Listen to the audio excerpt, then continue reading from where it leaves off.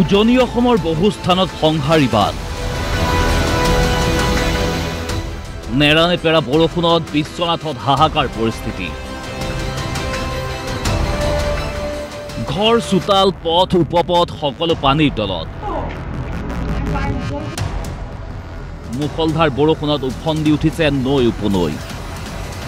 আমি ঘপককে ৰাতিপুৱা শুই উঠিয়ে দেখিছো গোটেই ঘৰ ৰাস্তা পদূলি গোটেই পানী আগতে বৰ্তমান নহয় ইমান এটা এবাৰ ফটককে ঘপকে ইমান বাঢ়ি গৈছে পানী হঠাৎ অহা বানত ডুবিল হেক্টৰে হেক্টৰে কৃষিভূমি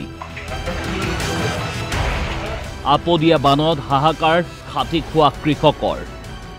পানী মানে আজি হঠাৎ মানে ৰাতিপুৱা সময়ত হৈছে কোনো বছৰে নহয় এনেকুৱা পানী এই বছৰ গহপুৰত মথাউৰি ছিঙি জলপ্ৰলয়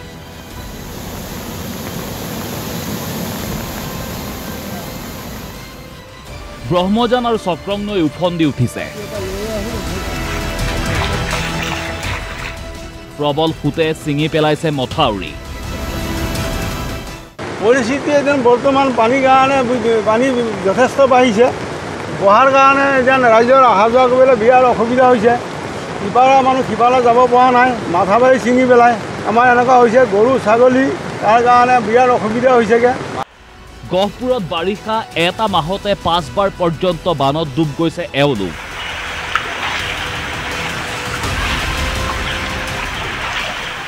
পাহাৰীয়া দুয়োখন নৈ বহলকৈ খান্দি নেপেলালে বানে গহপুৰবাসীক বিধ্বস্ত কৰিব বুলি আতংকিত স্থানীয় বাসিন্দা বাৰিষা বুলি ক'লে প্ৰতি মাহত 4-5 বাৰকৈ হৈ যায় নদী বুলি ক'বলৈ হিচাপ নাই এটা জানৰ নিচিনা হৈ আছে পিছফালে যদি নাখানে আগফালে খানি লাভ নাই যিমানে মাথাউৰি মাৰক যিমানে ভেটা মাৰক লাভ নাই সিটো পানীৰ পিছত সিটো পানী আহি আছে ৰাইজ মানে কি কৰিব ৰাইজৰ উপায়হীন হৈ গৈছে ৰাইজ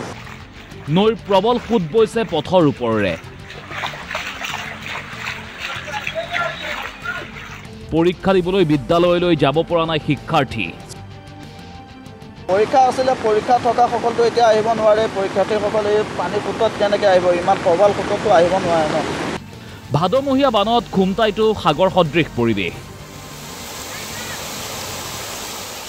খুমটাই ৰাজহ চক্ৰৰ অন্তৰ্গত কেইবাখনো গাঁৱত কিন্তু ধনশিৰি নদীৰ বাঢ়নী পানীয়ে সংহাৰ সৃষ্টি কৰিছে নেৰানেপেৰা বৰষুণত বৃদ্ধি পাই আছে জলস্তৰ নদন বদন কৃষিভূমি এতিয়া পানীৰ তলত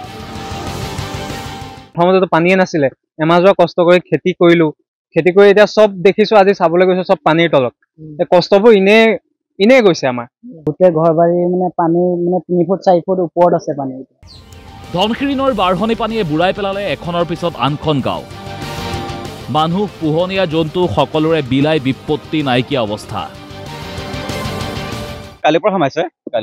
কালি ইমান নাছিলে আজি মানে ক্ৰমান্বয়ে বেছিকে বাঢ়ি গৈ আছে অসুবিধা হৈছে মানে কি ঘৰৰ পৰা 3 ফুট 4 ফুট এনেকে পানী সোমাই গৈছে সোমালে এতিয়া গৰু ছাগলীবোৰ উলিয়াবলৈ দিগদাৰ হৈছে নাৰায়ণপুৰতো ভদিয়া বানৰ সংহাৰ ফুটাভোগ অঞ্চলৰ দৃশ্য এয়া চেঁচা নৈৰ পানীয়ে বুঢ়াই পেলাইছে বিস্তীৰ্ণ অঞ্চল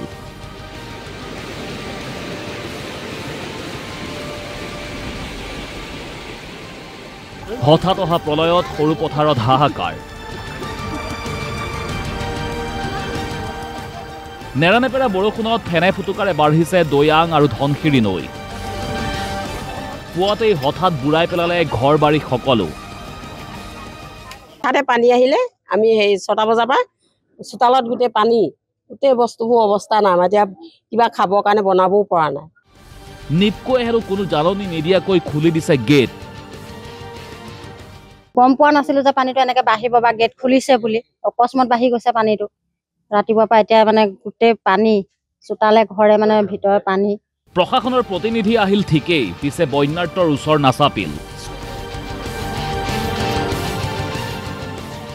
ভদিয়া বানে সকলো নিঃশেষ কৰিলে ঘৰৰ এপদো সামগ্ৰী উলিয়াবলৈ সমৰ্থ নহল কোনো জাননী দিয়া নাই পানী খুলিব বুলি একো ঘৰৰ পৰা বস্তু বাহনি একো উলিয়াব পৰা নাই এতিয়ালৈকে গোটেই পাকঘৰত পানী এতিয়া একো এটা বনাই খাব পৰা নাই এতিয়ালৈকে প্ৰশাসনৰ মানুহ কোনো অহা নাই দলংখন চাই আৰু পানী তাৰ ঘূৰি গুচি যায় মুঠৰ ওপৰত শেষ বাৰিষাৰ প্ৰলয়ত এতিয়া লাখ লাখ কৃষিজীৱীৰ পানীত হাঁহ নচৰা অৱস্থা। Bureau' report DY365।